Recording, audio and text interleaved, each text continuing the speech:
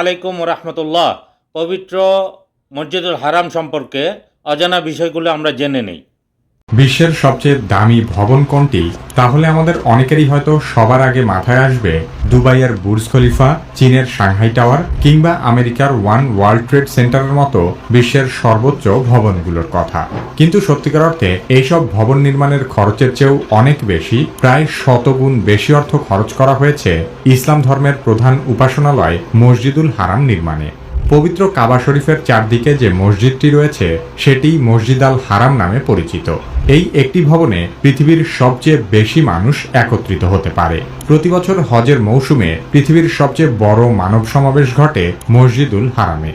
Saudi আরবের মক্কায় অবস্থিত মসজিদুল হারাম কেন বিশ্বের সবচেয়ে দামি ভবন সে সম্পর্কে আলোচনা করা হবে কি কেন কিভাবে এই পর্বে। কি কেন কিভাবে চ্যানেলে আপনি নতুন হলে অনুরোধ করব সাবস্ক্রাইব করে বেল আইকনটিতে ক্লিক করুন।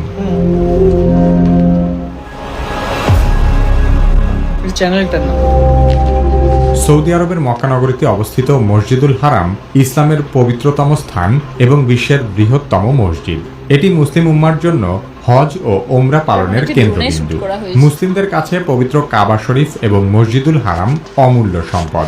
ইসলাম ধর্মের কেন্দ্রীয় এই মসজিদের মূল্য মুসলিমরা টাকার অঙ্কে বিচার করে না। তবে যুক্তরাজ্যের দ্য স্ট্যান্ডার্ড পত্রিকার হোমস অ্যান্ড প্রপার্টি বিভাগের অনুসন্ধানে দেখা গেছে মক্কার মসজিদুল হারাম বিশ্বের সবচেয়ে ব্যয়বহুল স্থাপনা। হোমস অ্যান্ড প্রপার্টির প্রকাশনা মূলত বিশ্বের শীর্ষ আবাসন ও সম্পত্তি, বাড়ির দাম এবং অভ্যন্তরীণ সাজসজ্জার বাজার সম্পর্কিত বিভিন্ন বিষয় নিয়ে ফিচার করে থাকে। বিশ্বের শীর্ষ 10টি ব্যয়বহুল ভবন সম্পর্কে গবেষণা করতে গিয়ে তারা দেখতে পায় পবিত্র মসজিদুল হারামের নির্মাণ ব্যয় বিশ্বের অন্য যে কোনো ভবনের নির্মাণ ব্যয়ের চেয়ে অনেক বেশি। হোমস অ্যান্ড প্রপার্টির তথ্য অনুযায়ী মসজিদুল হারামের নির্মাণ ব্যয় প্রায় 75 বিলিয়ন ইউরো বা $100 বিলিয়ন, যা বর্তমানে বাংলাদেশি মুদ্রায় প্রায় 12,15,000 কোটি টাকা। মজার বিষয় হলো বিশ্বের দ্বিতীয় সর্বোচ্চ ব্যয়বহুল ভবনও মসজিদুল হারামের ঠিক পাশেই অবস্থিত। মক্কা ক্লক টাওয়ার নামে পরিচিত আবরাজ আল বাইত টাওয়ারের নির্মাণ ব্যয় প্রায় $15 বিলিয়ন, যা বাংলাদেশি মুদ্রায় প্রায় 1,82,000 কোটি টাকা। এই ভবনটি উচ্চতায় বিশ্বের তৃতীয় সর্বোচ্চ ভবন হলেও নির্মাণ ব্যয়ের দিক থেকে এটি বুর্জ খলিফার চেয়েও এগিয়ে রয়েছে। সংযুক্ত আরব আমিরাতের দুবাইয়ে অবস্থিত বর্তমান পৃথিবীর সর্বোচ্চ ভবন বুর্জ খলিফা নির্মাণ করতে খরচ হয়েছিল প্রায় $1.5 বিলিয়ন বা 12,750 কোটি টাকা। বুর্জ খলিফা বিশ্বের সর্বোচ্চ ভবন হলেও এর নির্মাণ ব্যয় পৃথিবীর অন্যান্য সর্বোচ্চ ভবনের তুলনায় কিছুটা কম। পৃথিবীর দ্বিতীয় সর্বোচ্চ ভবন সাংহাই টাওয়ারের নির্মাণ ব্যয় প্রায় $2.4 বিলিয়ন বা প্রায় 20,400 কোটি টাকা এবং যুক্তরাজ্যে থাকা পৃথিবীর ষষ্ঠ সর্বোচ্চ ভবন ওয়ান ওয়ার্ল্ড ট্রেড সেন্টারের নির্মাণ ব্যয় প্রায় $3.9 বিলিয়ন বা প্রায় 33,150 কোটি টাকা। তার মানে মক্কা ক্লক টাওয়ার ছাড়া পৃথিবীর সর্বোচ্চ ভবনগুলোর কোনোটি নির্মাণ করতে $5 বিলিয়ন বেশি খরচ হয়নি। সেখানে মসজিদুল হারাম নির্মাণের খরচ প্রায় $100 বিলিয়ন।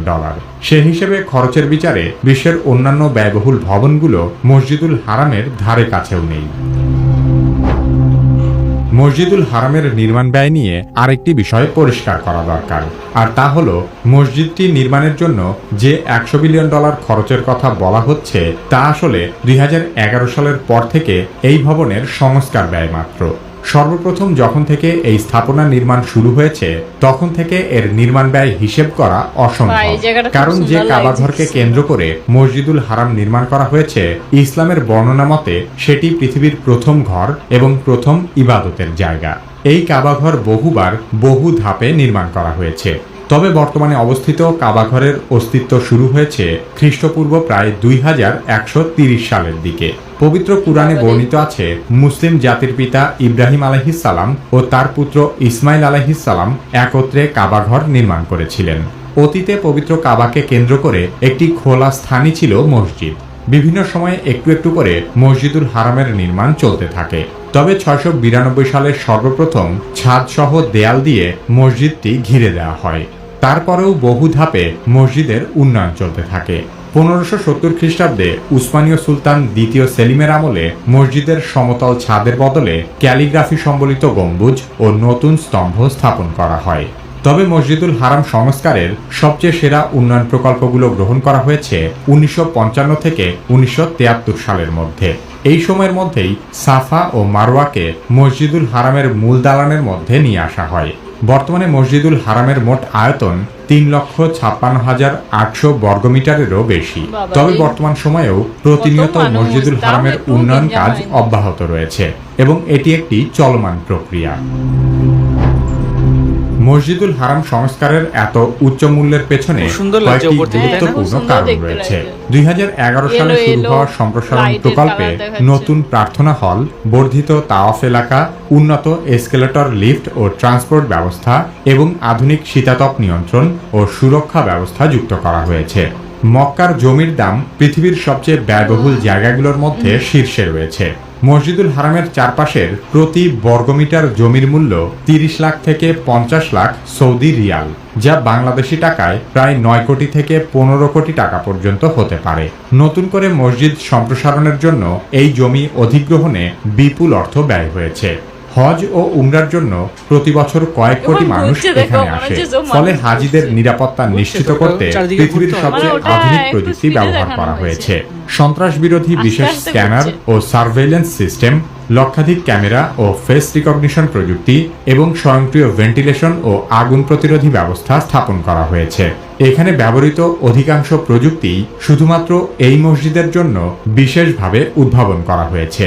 মসজিদুল হারামেই রয়েছে বিশ্বের সবচেয়ে সেরা ও বিস্তৃত মাইক ও সাউন্ড সিস্টেম, যার মাধ্যমে প্রতিদিন 5 ওয়াক্ত আজান ও সালাতের আওয়াজ সম্প্রচার করা হয়। মসজিদুল হারামে বিশ্বের সর্বোচ্চ মানের স্থাপত্য ও নির্মাণ সামগ্রী ব্যবহার করা হয়েছে। মসজিদের ভেতরে ব্যবহৃত মার্বেল, গ্রানাইট এবং কার্পেট অত্যন্ত ব্যয়বহুল। মসজিদের কিছু অংশে বিশুদ্ধ স্বর্ণের প্রলেপ ব্যবহার করা হয়েছে। বিশেষ করে স্বর্ণ দিয়ে তৈরি পবিত্র কাবার গিলাফ প্রতি বছর নতুন করে তৈরি করা হয়, যার মূল্য প্রায় $6 মিলিয়ন বা প্রায় 65 কোটি টাকা।